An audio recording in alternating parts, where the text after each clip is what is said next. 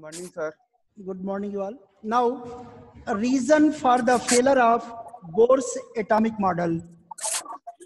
A reason for the failure of Bohr's atomic model.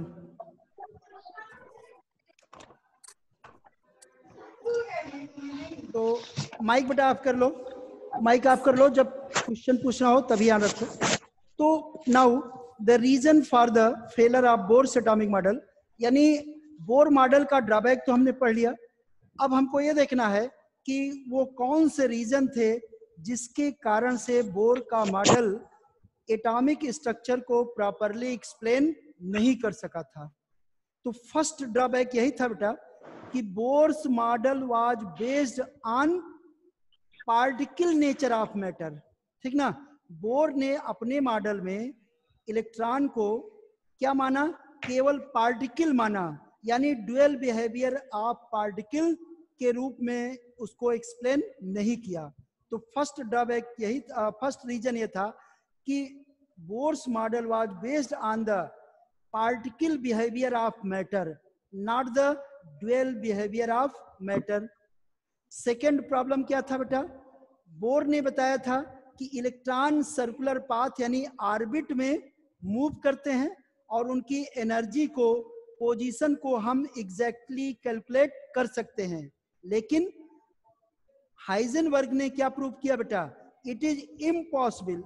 Heisenberg ने क्या कहा कि it is impossible to determine simultaneously exact velocity and position of a small moving particle. यानी Heisenberg ने prove किया कि किसी भी स्मॉल मूविंग पार्टिकल की एग्जैक्ट वेलोसिटी और पोजीशन को हम प्रॉपरली कैलकुलेट नहीं कर सकते हैं एक साथ. जबकि बोर मॉडल में जो भी बताया गया उसमें कहा गया कि उसको हम एग्जैक्ट एक साथ कैलकुलेट कर सकते हैं.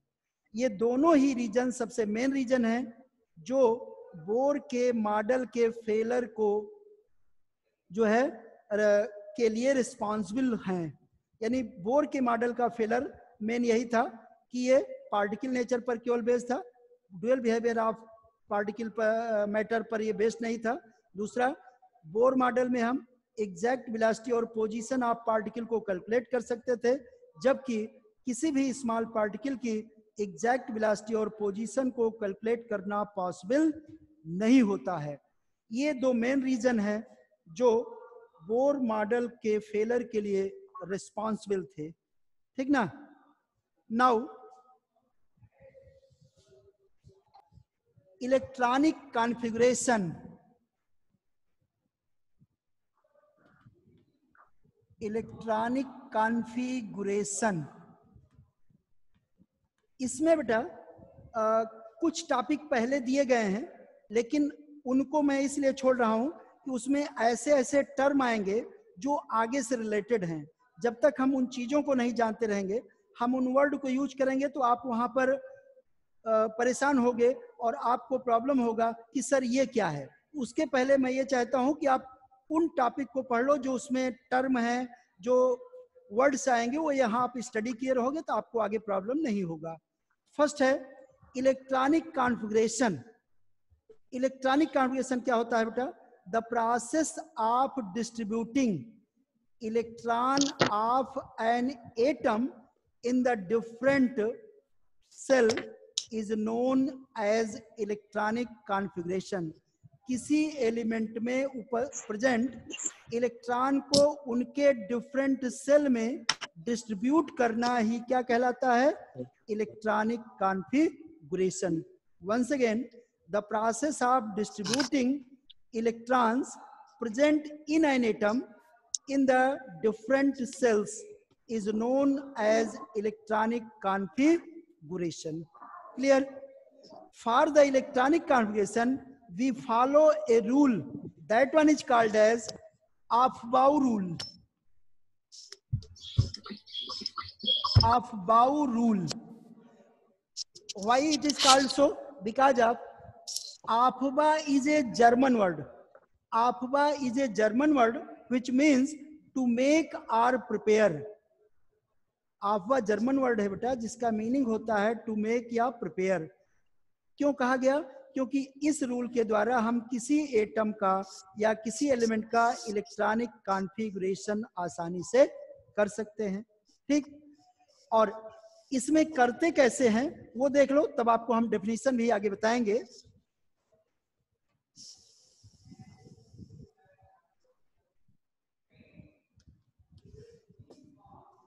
1s 2s 2p 3s 3p 3d 4s 4p 4d 4f 5s 5p 5d 5f 6s 6p 6d 7s 7p and 8s। यहां देखो बेटा कि जैसे जैसे याद होगा आपने पढ़ा है, सेल नंबर बढ़ेगा, एनर्जी लेवल बढ़ता है, बोर के मॉडल में पढ़े हो। और ये क्या है? SHELL cell. सेल कौन सी है? जैसे first, second, third, fourth, fifth, 6, 7, 8। देखो बेटा नंबर लिखा है 1 2 3 4 5 6 7 8। और कल का याद करो, जैसे फर्स्ट सेल है तो फर्स्ट सेल में केवल एक सब सेल है। इधर SPDF जो आपने लिखा है ये सभी क्या है? सब सेल है। ओके, SPDF क्या है? सब सेल है। तो फर्स्ट सेल में S सब सेल। देखो बेटा सेकंड में सेकंड सेल है तो क्या है? S और P हो गया। थर्ड सेल में S P D, फोर्थ में S P D F। इस तरह से क्या है? ये सब सेल हैं, इधर ये सेल्स हैं। अब इलेक्ट्रॉन कैसे फिलअप होगा इसको ध्यान दो बेटा, ये सबसे इंपॉर्टेंट है।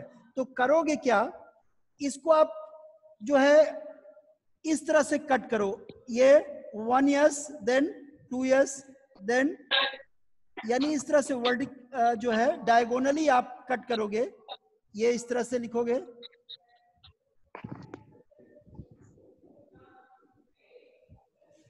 ओके, इस तरह से। ठीक, यानी इस तरह से डायगोनली जब इसको कट करोगे तो देखो क्रम क्या बन रहा है? 1s 2s 2p 3s 3p 4s 3d 4p 5s 4d 5p 6s 4f 5d 6p 7s। इस क्रम में है। क्लियर? हेलो, ठीक ना बेटा? Yes sir. इस क्रम में आप इसको करोगे। अब देखो इन में ये सब सेल में याद होगा मैंने कल बताया था कि S सब सेल में मैक्सिमम 2, P में मैक्सिमम 6, D में मैक्सिमम 10 और F में मैक्सिमम 14 इलेक्ट्रॉन आप फिलअप कर सकते हो। सॉरी, यहां देख लो नीचे अगर दिख ना रहा हो, ये S सब सेल में मैक्सिमम 2, P में मैक्सिमम 6, D में मैक्सिमम 10 एंड F में मैक्सिमम 14 इलेक्ट्रॉन आप फिलअप कर सकते हो। ठीक, ये आपका रूल है, ये बताता है बेटा कि SPDF में यानी सब सेल में किस तरह से हम इलेक्ट्रॉन को फिलअप कर सकते हैं। ठीक, जैसे अब थोड़ा हम कुछ एग्जांपल्स आपको बताते हैं। जैसे मान लो आपको 7n नाइट्रोजन का कॉन्फ़िगरेशन करना हो। माइक बंद कर लो बेटा, किसकी आवाज आ रही है? देखो 7n नाइट्रोजन का अगर इसमें कॉन्फ़िगरेशन आब्बा रूल से करना हो तो क्रम में देखो पहले यस आएगा तो 1s 2, उसके बाद 2s 2 तो 2 4 इलेक्ट्रॉन, देन p बचा 2p, तो रिमेनिंग 3 इलेक्ट्रॉन है तो क्या हो जाएगा? 2p3। ये पॉइंट समझ में आया बेटा? 7n 7 इलेक्ट्रॉन है, 1s में, s में मैक्सिमम 2 तो 2, 2s में मैक्सिमम 2 तो 2 और 2 4 इलेक्ट्रॉन, रिमेनिंग 3 बचा तो लास्ट वाले में हमने क्या कर दिया? 2p3। जो इनकम्प्लीट होगा वो लास्ट सबसेल होगा। इनर सब सेल क्या होंगे, फिलअप रहेंगे। क्लियर? ये समझा है? 7n इस तरह से आप देख लोगे। आगे देखो, जैसे दूसरा एग्जांपल देखो, 11n में मान लो सोडियम का आपको कॉन्फ़िगरेशन करना हो, तो देखो S में 1s2 2s2 2p6, देखो 2 2 4 + 6 10 हो गया, और 2p के बाद कौन आता है, 3s, तो 3s में कितना बचा, 1, तो 3s 1 हो जाएगा। अब समझाए बेटा? कर लोगे? कोई दिक्कत होगा? Yes sir. No sir. आसानी से कर सकते हो। जैसे मान लो कि आपको कॉन्फ़िगरेशन 16 सल्फर का करना हो, ठीक, 16 सल्फर का करना हो, तो इसमें बोलो श्रेयांश राय, आप ही बोलो कैसे करोगे बेटा 16s का? सर S में 1 है तो 1s² हो जाएगा। 1s2 स्क्वायर नहीं बेटा, 2 बोलोगे। 1s2 देन 1s2 हो जाएगा। हाँ, फिर 2s, फिर 2s2 हो जाएगा। ठीक, वेरी 2s2 हो गुड। जाएगा। देन फिर 2p 3 2 हो जाएगा। 2p 6 हो जाएगा। 6 हो जाएगा, यस। देन फिर 3s हो जाएगा। हाँ, तो 3s 1। देखो बेटा पहले इलेक्ट्रॉन भी काउंट करते रहो। जैसे अभी तक कितना इलेक्ट्रॉन भरा है, 2 + 2 4 + 6 10 हो गया। अभी आपके पास 6 है, और यस में मैक्सिमम 2 हो सकता है, तो 6 है तो 2 है तो 2 आप भर दोगे। 2 यहाँ पे 3s2, 2 है सर। अब 3s के बाद क्या होगा, 3p आएगा। 3p 3p में मैक्सिमम 6 हो सकता है, लेकिन आपके पास कितना बचा है, 4 तो आप 4 है। 3p4 लिख दोगे। ये हो गया आपका कॉन्फ़िगरेशन। क्लियर? Yes sir. बेटा किसके घर से आवाज आ रही है? माइक ऑफ कर लो बेटा, ठीक ना? माइक ऑफ कर लो। अगर मैं आपसे पूछूंगा तो आप माइक ओपन करके बताना, या अगर आपको पूछना हो तो माइक आप ऑन कर लेना, ठीक ना? इसी तरह से बेटा चलो 19k, या अभी छोटा कर दें, 9f है, 9f है बेटा। मैं नाम बोलूंगा, किसको बताना है?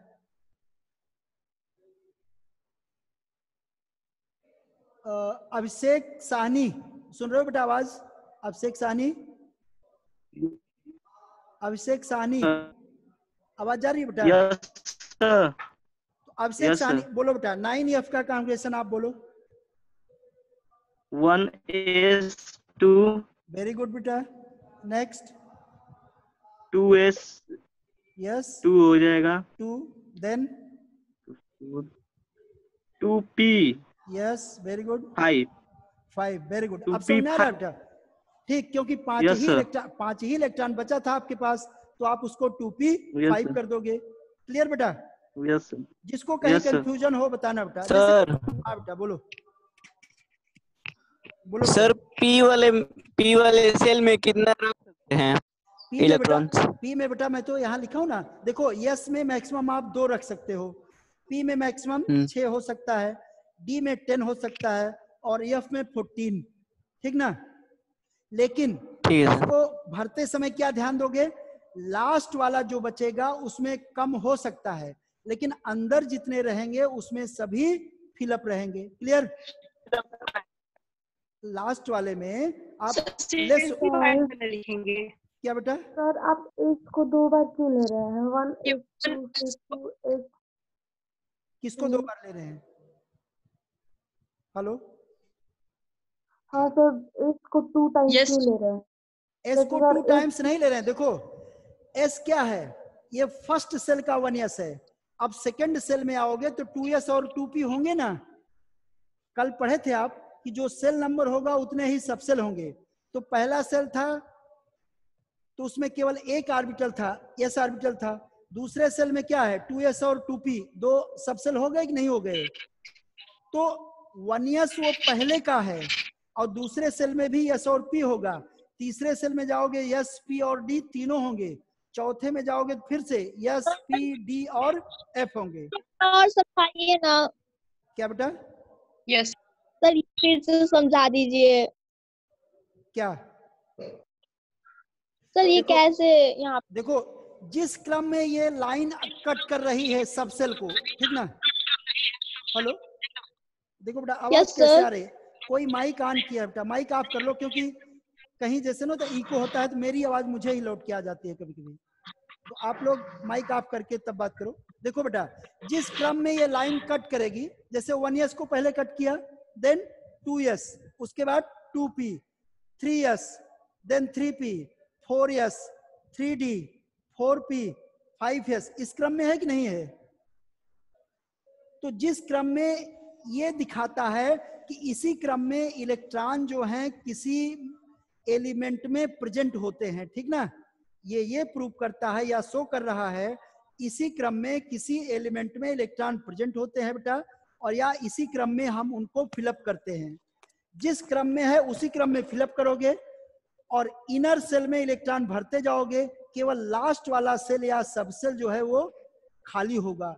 खाली माने उसमें इनकम्प्लीट होगा या उसमें पूरा भरा नहीं हो सकता है, यानी कम या अधिक हो सकता है। क्लियर? जैसे सर अगर पूरा भरा होगा तो? पूरा भरा होगा तो कोई दिक्कत नहीं बेटा। जैसे मान लो हम दिखाते हैं आपको 10 Ne है, नियान इनर्ट गैस एलिमेंट है, तो 10 नियान का कॉन्फिगरेशन क्या बन जाएगा? 1s2, 2s2 और 2p में कितना? 6 हो जाएगा। देखो भर गया कि नहीं भर गया इसमें? Yes sir. तो इनर्ट गैस एलिमेंट होगा बेटा, तो उसके सभी सेल फिलअप होते हैं, तो उसमें सभी में इलेक्ट्रॉन कंप्लीटली फिल्ड रहेगा, कोई प्रॉब्लम नहीं होगा। लेकिन अगर उसमें इलेक्ट्रॉन लेस हैं तो निश्चित रूप से आउटर सेल क्या होगा? इनकम्प्लीट होगा। या सब सेल में इलेक्ट्रॉन उसके क्या होंगे? लेस देन रिक्वायर्ड इलेक्ट्रॉन होंगे। अब समझा बेटा? अब एक और देखो, और एग्जांपल आपको बताते हैं। मान लो 26 आयरन Fe का कॉन्फिगरेशन कर रहे हैं। देखो 1s2, then 2s2, 2p6, yes very good, 3s2, 3p6। अब देखो 3p के बाद किसमें इलेक्ट्रॉन जाएगा? बोलो। 4s में। Very good. डी में। नो, 3p के बाद 4s में आ रहा है। 4s में जाएगा। देखो 4s2। अब आप देखो कितने 4s के बाद किसमें इलेक्ट्रॉन जाएगा? 3d हो गया। 3d में कंप्लीट हो गया सर। कंप्लीट हो गया सर। अभी कहाँ बेटा? 4s2 तक 26 है, सॉरी 4s2 तक 20 इलेक्ट्रॉन होगा बेटा। 26 है। अभी 6 आपके पास बचा। 3d में 10 होना चाहिए और 6 बचा है, तो 3d क्या हो गया? 6 हो जाएगा। 3d 6 हो गया। 6 बचा है। अगर ज्यादा बचता 10 बचता तो हम 10 भी कर देते 10 भी ना। कर देते हैं। जैसे हम बोल रहे हैं, आप अपने आप करके तब मैं नाम पूछूंगा तो आप बताना, अपनी कॉपी में कर लो। जैसे 30 जिंक, ठीक ना। जिंक का एटॉमिक नंबर 30 होता है, Zn। इसका कॉन्फिगरेशन कर लो, उसके बाद मैं किसी का नाम बोलूंगा वो बताएगा केवल, ठीक। एटॉमिक नंबर 30 है और एलिमेंट आपका जिंक है बेटा।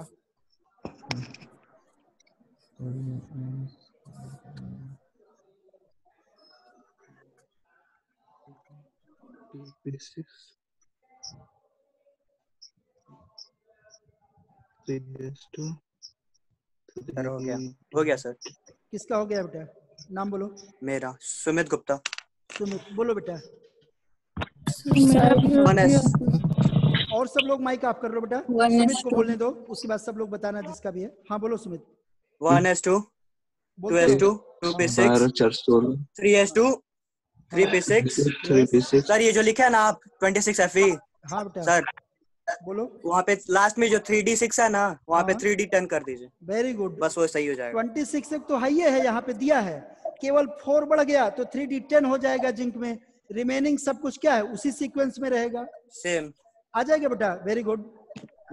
सबको आ रहा है बेटा? Yes sir. अब बोलो बेटा, किसी देखो यही क्या कहलाता है? आफबा रूल कहलाता है, ठीक ना। अब रूल क्या है, इसका डेफिनेशन सुन लो। इस तरह से आप कर लोगे, कोई दिक्कत होगा? No sir. आप देखो, कर लेंगे सर। नो कोई बात नहीं। आप देखो बेटा, माइक ऑफ कर लो, माइक ऑफ करके आप काउंट कर लो। देखो डेफिनेशन क्या करोगे, इसको आफ्बार रूल का अगर हम डेफिनेशन के रूप में कहें तो क्या होगा कि the process of filling of one electron in the outermost cell of an atom and one proton in the nucleus, we can make a multi configuration of multi electronic atom. This is known as Afbah rule.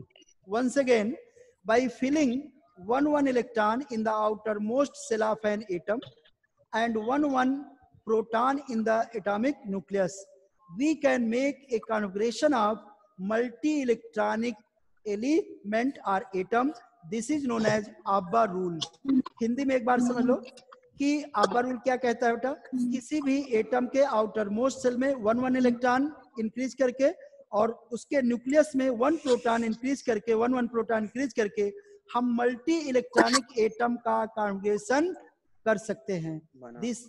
This is known as Afbah rule.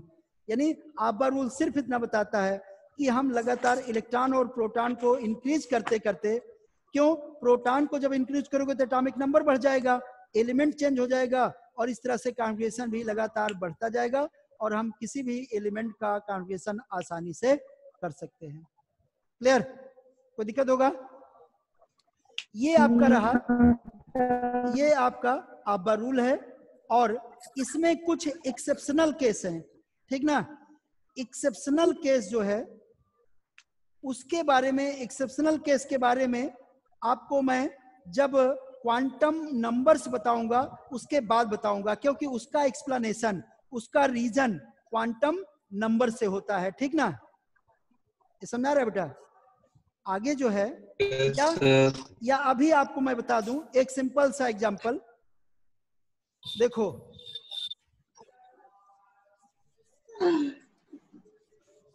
Sir chlorine है क्या exception पे?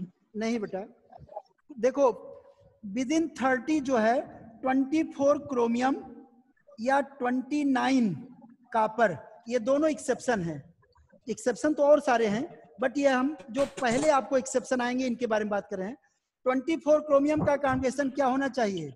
1s2, 2s2, 2p6, 3s2, 3p6, then 4s2 and 3d4.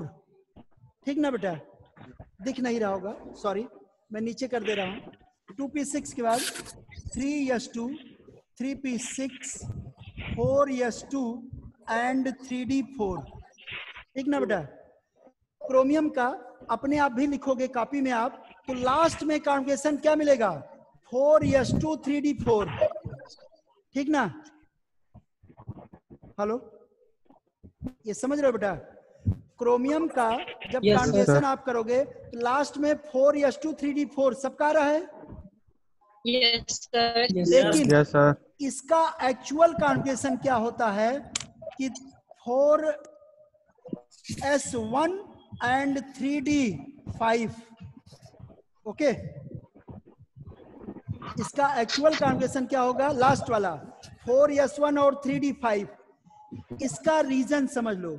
तो reason, एक reason अभी आपको बताऊंगा और एक रीजन क्वांटम नंबर के बाद आपको बताऊंगा, वो भी रीजन होता है. हालांकि दोनों की एक्सप्लेनेशन आगे बाद में टॉपिक में आएगा, फिर भी आप जान लो. देखो डी सबसेल में आपने क्या पढ़ा है? 5 ऑर्बिटल होते हैं, याद है ना? डी सबसेल में 5 ऑर्बिटल. अगर इसमें 5 इलेक्ट्रॉन हो जाएंगे तो क्या होगा? 1 इलेक्ट्रॉन सभी में हो गया और ये कैसा हो गया? हाफ फिल्ड हो गया. हाफ फील्ड का मतलब समझते हो? आधा भरा है. हाफ फील्ड का मतलब आधा भर गया. ठीक? Yes sir. Yes, sir. तो किसी भी सबसेल के लिए बेटा ये लास्ट टॉपिक है चैप्टर में आपके, बट अभी आप जान लो. रीजन मैं आपको लास्ट में बताऊंगा, बट अभी आप जानते रहो सबसे स्टेबल कोई भी सबसेल कब होगा? जब कंप्लीटली फिल्ड हो. कंप्लीटली फिल्ड मींस जैसे डी सबसेल है बेटा, तो सबसे स्टेबल क्या होगा? D10 पूरा भरा रहेगा. उसके बाद क्या होगा? D5 आधा भरा होगा, हाफ फिल्ड. इसके बाद क्या होगा? पार्शियल फील्ड कहेंगे। पार्शियल माने ना तो आधा है ना तो पूरा है, यानी आंशिक रूप से भरा है। आप समझे? तो किसी भी सबसेट के लिए लास्ट में टॉपिक है बेटा, हम रीजन आपको बताएंगे, बट अभी आप जान लो क्या होता है कि किसी भी सबसेल के लिए complete field subshell most stable होता है, उसके बाद हाफ फील्ड और सबसे लेस स्टेबल पार्शियल फील्ड होता है। तो ये स्टेबिलिटी एक्वायर करने के लिए, ध्यान दो बेटा, स्टेबिलिटी एक्वायर करने के लिए जो डी सबसेल है यस से एक इलेक्ट्रॉन ले लेता है और D5 कॉन्जुगेशन एक्वायर करता है, जिससे इसको स्टेबिलिटी मिलती है और इसलिए ये कॉन्जुगेशन मोर स्टेबल होता है और करेक्ट कॉन्जुगेशन 4s1 3d5 हो जाता है। अब समझ में आया बेटा? तो क्यों एक्सेप्शन हुआ? For acquiring stability. सर अभी समझ में नहीं आया सर मुझको। देखो अभी आप इतना समझ लो कि कोई भी सबसेल जो होगा बेटा, जब वो कंप्लीटली फील्ड होगा तो सबसे स्टेबल होता है, उसके बाद हाफ फील्ड और सबसे कम स्टेबल पार्शियल फील्ड होगा। पार्शियल। तो हमको ये देखना है बेटा कि जब ये 4 रहेगा तो पार्शियल फील्ड होगा, लेकिन जब 5 हो गया तो हाफ फील्ड हो गया कि नहीं हो गया? Yes sir. तो जब हाफ फील्ड हो गया तो मोर स्टेबल हो गया। तो स्टेबिलिटी एक्वायर करने के लिए, स्टेबल होने के लिए ये एक इलेक्ट्रॉन यस सबसेल से ले लेता है और ये स्टेबल हो जाता है, इसीलिए ये एक्सेप्शनल कॉन्फ़िगरेशन शो करता है। अब सुना है? एक रूल और है। Yes sir. इसी तरह से कापर में देखो बेटा, कापर का जब करोगे, इधर से मिटा दें, इस साइड में कॉन्फ़िगरेशन हमको दिखाना पड़ेगा इधर। Yes, sir. Yes sir. देखो बेटा, अब कापर का जब आप करोगे तो क्या होगा? 1s2 2s2 6 3s2 2p6 3s2 आगे 3p6 आगे बोलो 4s2 4s2 4s2 3d 3d9 9। यहाँ भी देखो बेटा 4s2 3d9 मिल रहा है। बेटा किसके माइक से आवाज आ रही? माइक ऑफ कर लो। ठीक, 4s2 3d9 है बेटा, बट एक्चुअल क्या होगा? 4s1 and 3d10। तो d10 क्या है? स्टेबल हो गया, completely field. Stable. Yes sir. देखो सभी में 2 कंप्लीटली फील्ड हो गया है ना, इसलिए मोर स्टेबल हो गया। यहां पर भी स्टेबिलिटी एक्वायर करता है। ठीक, तो सर अब समझ आया? हाँ बेटा, सर 4s1 तो स्टेबल नहीं है। 4s1 भी तो हाफ फील्ड है। एस सब सेल में हाफ फील्ड तो हो गया यस है ना बेटा, ये भी हाफ है। Yes sir. अब एक चीज और आपको बताते हैं बेटा, जुआड़ के लिए जैसे कॉन्जुगेशन आप करते हो बेटा, तो जान लो किसी भी एलिमेंट का अगर s2d4 आता है, ठीक, जानने के लिए s2d4 आएगा तो तुरंत उसका कॉन्जुगेशन चेंज करके क्या कर लोगे? s1d5। लास्ट में अगर s2d4 है तो s1d5 कर दोगे, वो सभी एक्सेप्शन होते हैं। ठीक, और s2d4 किसका आएगा? जैसे कॉपर, सिल्वर, गोल्ड, इन तीनों का सेम होगा। Copper, silver, gold. कॉपर का एटॉमिक नंबर 29, सिल्वर का 47 और गोल्ड का 79। क्या बेटा? देखो बेटा, कॉपर, सिल्वर, गोल्ड, इन तीनों में ही लास्ट में s2d4 आता है और ये तीनों ही एक्सेप्शन होंगे। इनमें क्या होगा? s2d4 के बजाय s1d5 कर दोगे। 5 लिखते हैं। क्लियर? इसी तरह यस अरे सॉरी, ये तो कॉपर के लिए बात कर रहे हैं ना। कॉपर वाले में क्या आएगा? s2d9 आएगा। s2d9 अभी निकाले हो ना, s2d9 आएगा, सॉरी। और इन सब का क्या हो जाएगा? s1d10। ठीक, सॉरी, जिनका भी बेटा s2d9 आएगा उनका s1d10 कर लोगे और ये कॉपर, सिल्वर, गोल्ड होंगे। इसी तरह क्रोमियम वाले में जिसका s2d4 आएगा, इनका s1d5 इनका सबका s1d5 हो जाएगा। जैसे क्रोमियम, मॉलिब्डेनम और टंगस्टन, ये इसी क्रम में होते हैं। इसका 24 है, इसका 42 होगा, इसका 74 होता है। ठीक, लेकिन इतना लंबा आपके यहाँ नहीं आएगा अभी आपके यहाँ। हाँ बेटा बोलो। सर ये 1 2 3 नहीं समझ में आ रहा है, क्यों 1s स्क्वायर 1s2 1 2s2 नहीं समझ में आ रहा है। अरे बेटा जिस क्रम में आपका रूल का आप फार्मूला बनाए हो या ग्राफ बनाए हो, उसमें यस पी डी जिस क्रम में आ रहे हैं उस क्रम में इलेक्ट्रॉन फिलअप करोगे, और यस सब सेल में मैक्सिमम 2 इलेक्ट्रॉन फिलअप होगा, पी में मैक्सिमम 6 होगा, डी में मैक्सिमम 10 होगा और एफ में मैक्सिमम 14 होगा। एक चीज। दूसरा, केवल बाहर वाले में यानी लास्ट वाले में ही इलेक्ट्रॉन लेस होंगे, अंदर जितने भी होंगे इनर पार्ट वाले उन सब में इलेक्ट्रॉन फिलअप रहेगा, यानी जितना होना चाहिए उतना ही इलेक्ट्रॉन फिलअप करोगे। ठीक, इसलिए वो लिखा गया है और इसी क्रम में आपका रूल में बना हुआ है, देखोगे आप तो। ठीक, तो 1s2 क्यों लिख रहे हो, 1 क्यों लिख रहे हैं सर, 2 क्यों, वो 2s2 क्यों लिख रहे हैं? सुनो एक मिनट बेटा, देखो 1 क्या है, फर्स्ट सेल को रिप्रेजेंट कर रहा है, 2 सेकंड सेल को रिप्रेजेंट कर रहा है, 3 थर्ड सेल को, है ना। जैसे देखो एक चीज देखो, जैसे 9 में पढ़े होगे 17 क्लोरीन है, तो आपने बोरबरी रूल से पढ़ा है, तो जैसे क्लोरीन का आप फर्स्ट सेकंड थर्ड सेल दिखाते हो तो क्या दिखाते थे, 2 8 7 इस तरह दिखाते थे कि नहीं दिखाते थे? यस सर, याद है ना बेटा। क्लोरीन का ये के सेल हो गया, एल सेल हो गया, एम सेल हो गया, तो 2 8 7 बोरबरी रूल याद आया बेटा। उसी तरह सब सेल में करते हो, देखो 2 8 7 है, तो देखो पहले 2 दूसरे में 8 हो गया, 2 + 6, इसी तरह से थर्ड में आ गया, इसी क्रम से वो भी बढ़ता है बेटा। जो बोरबरी रूल है वही आपका रूल भी है, दोनों में चेंज नहीं है कुछ। ठीक,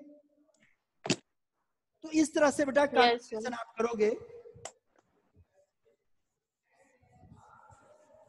और अगर कॉन्जुगेशन में बात किया जाए तो जितने भी एफ ब्लॉक एलिमेंट हैं, F block means periodic table में नीचे जो रखे गए हैं, है ना, वो सभी एक्सेप्शन होते हैं, उनमें किसी का भी कॉन्जुगेशन सही नहीं है।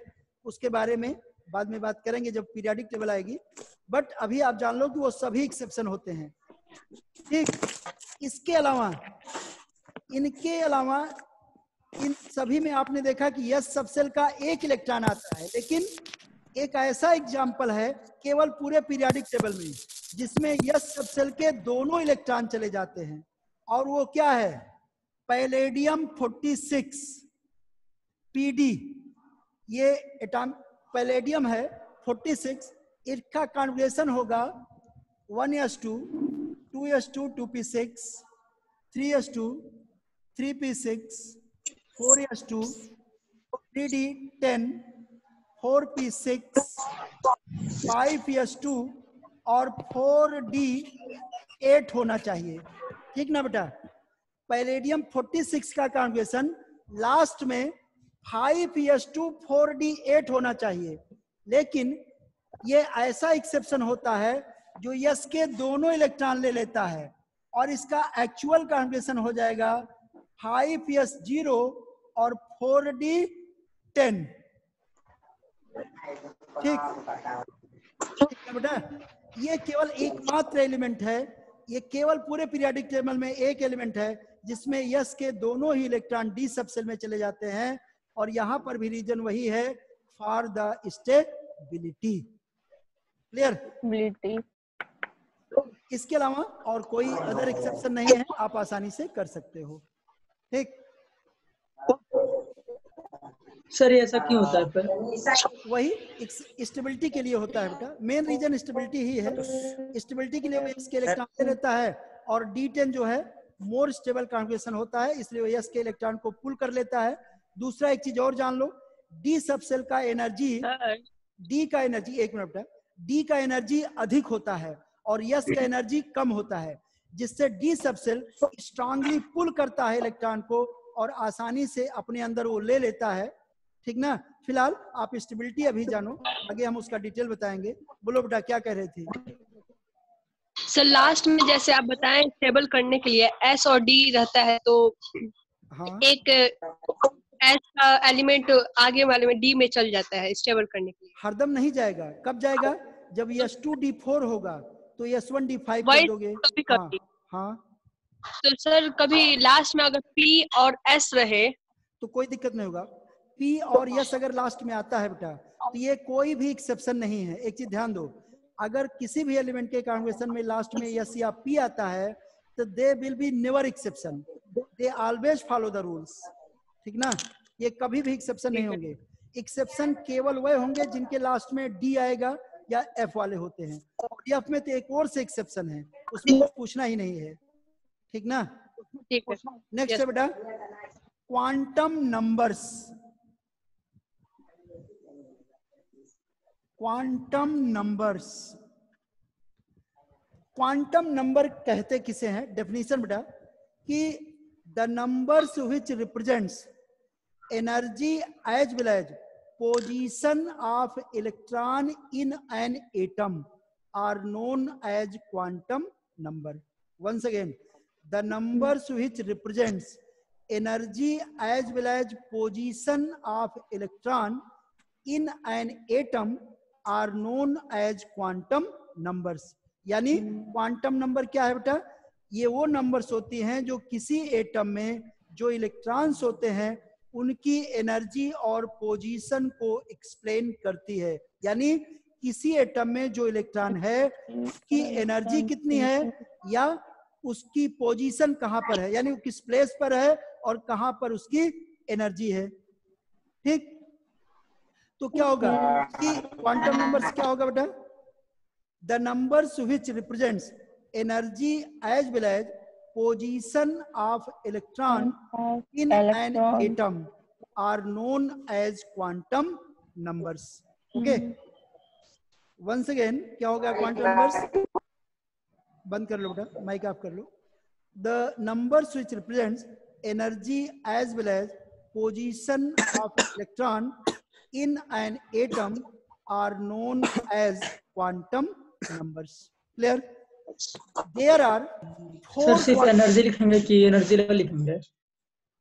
देखो बेटा, अगर एनर्जी आप जान गए तो निश्चित रूप से एनर्जी लेवल को ही बता रहा है।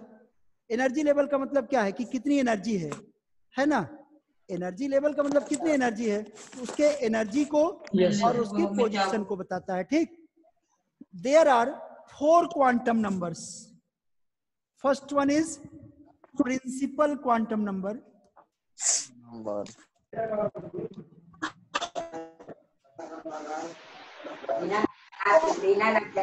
कर लो बेटा, माइक ऑफ कर लो।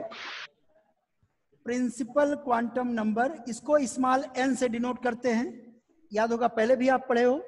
सेकंड होता है बेटा yes sir azimuthal quantum number. Azimuthal quantum number, hello mic off कर लो बेटा, इसको स्मॉल l से डिनोट करते हैं। थर्ड होता है magnetic quantum number. Magnetic quantum number, इसे बेटा हम स्मॉल m से डिनोट करते हैं। और लास्ट होता है spin quantum number. Spin quantum number, इसे स्मॉल s से डिनोट करते हैं। क्लियर? तो there are 4 quantum numbers. These are principal quantum number denoted by small n, azimuthal quantum number denoted by small l, magnetic quantum number denoted by small m, spin quantum number denoted by small s. Okay, yes sir one by one इनका definition